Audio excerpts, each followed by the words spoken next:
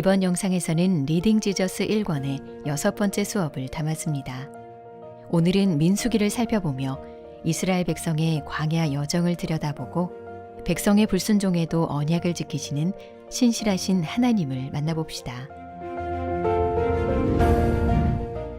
대부분의 사람들에게 민수기는 읽지 않고 넘기고 싶은 책입니다. 특히 숫자를 싫어하는 사람들은 더욱 그렇죠. 민수기는 끝없이 이어지는 인구조사에 대한 내용으로 시작하기 때문입니다.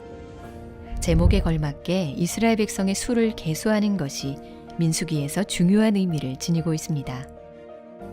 그러나 시작부터 지루하게 느껴지는 민수기를 우리는 어떻게 읽고 이해해야 할까요?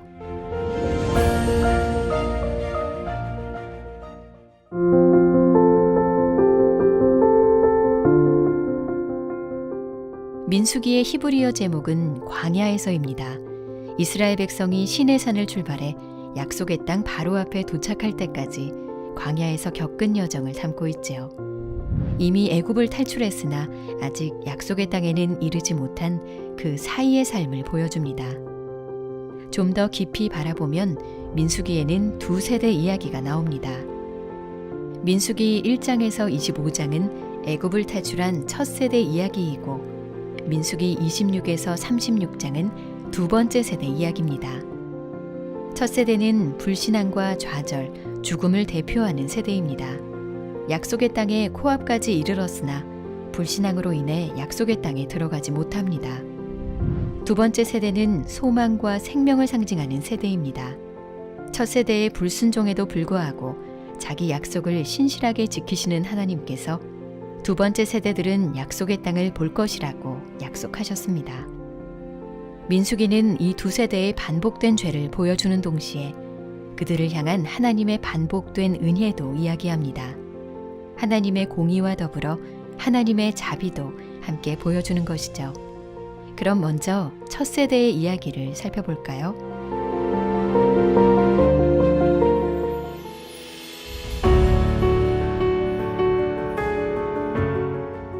첫 세대는 노예로 있던 애굽에서부터 하나님이 행하신 일들을 모두 눈으로 보았습니다. 그러나 그들은 반복해서 하나님께 불평하고 하나님을 원망합니다.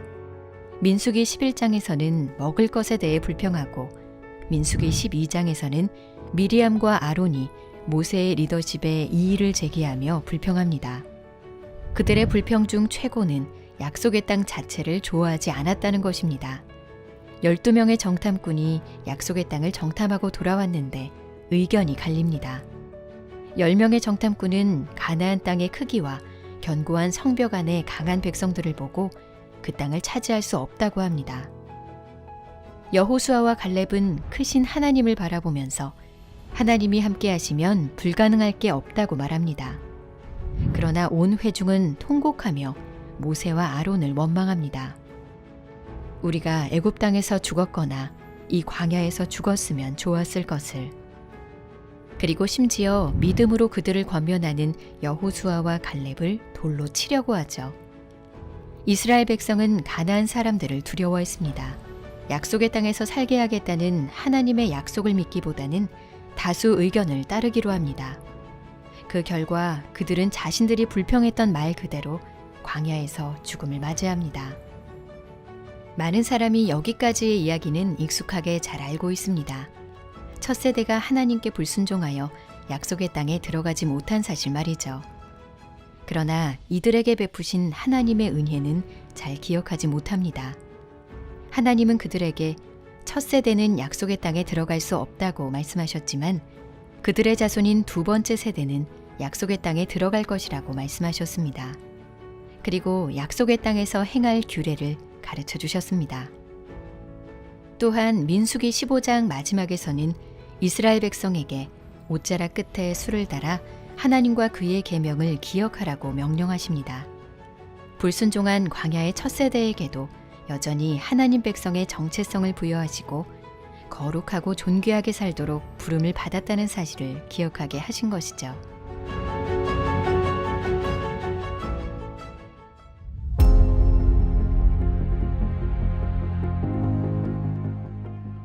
언약에 신실하신 하나님의 사랑과 인자하심은 여기서 멈추지 않습니다.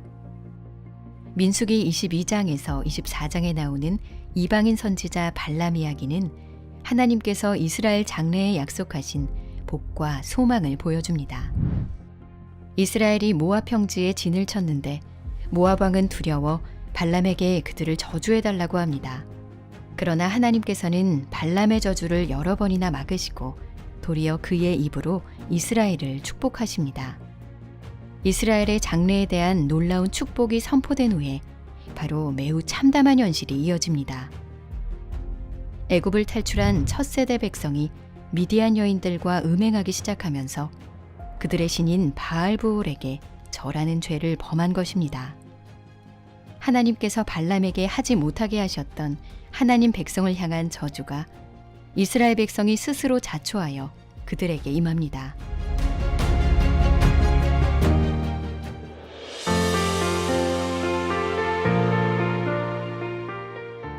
민수기 26장부터는 새로운 세대를 계수하는 인구조사가 시작됩니다. 하나님께서 이전 세대를 완전히 멸하셨음에도 백성의 총수는 거의 변하지 않고 그대로였습니다. 단 민수기 25장에서 지도자가 우상숭배의 죄를 범한 시므온 지파만은 예외였습니다. 시므온 지파의 수만 현저히 줄어 있었습니다. 첫 번째 세대와 비교해 크게 나아진 바는 없었으나 그럼에도 소망과 생명을 상징하는 세대입니다. 그들은 첫 세대와 달리 하나님께서 약속하신 땅에 들어가 유업을 받게 됩니다.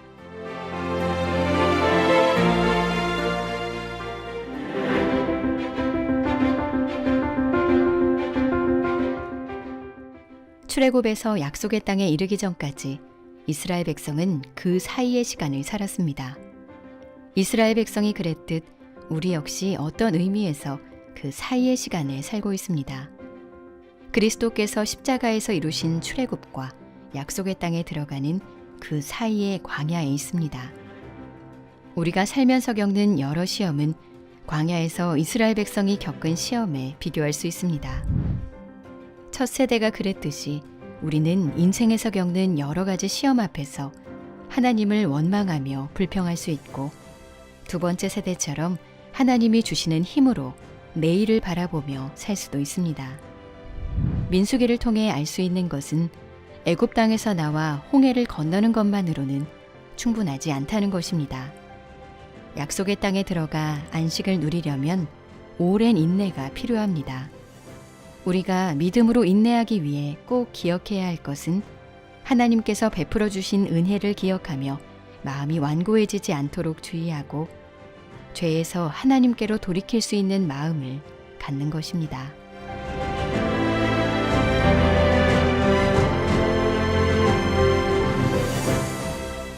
민수기 21장에는 유명한 놋뱀 사건이 나옵니다.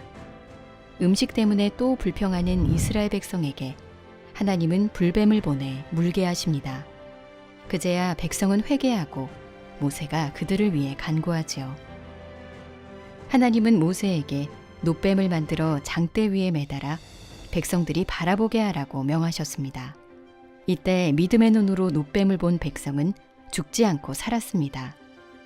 이 사건은 우리에게 복음이 무엇인지 명확히 보여주고 있습니다.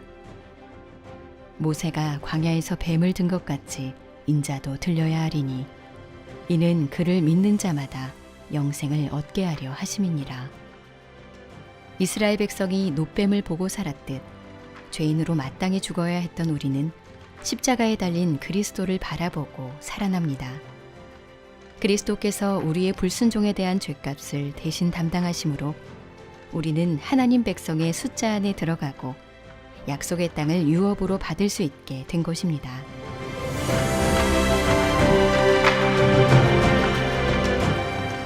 다음 영상에서는 리딩 지저스 1권의 7번째 수업으로 신명기를 통해 하나님이 주신 율법의 참 의미와 더 큰 은혜를 주시는 하나님의 언약의 구조를 살펴보겠습니다.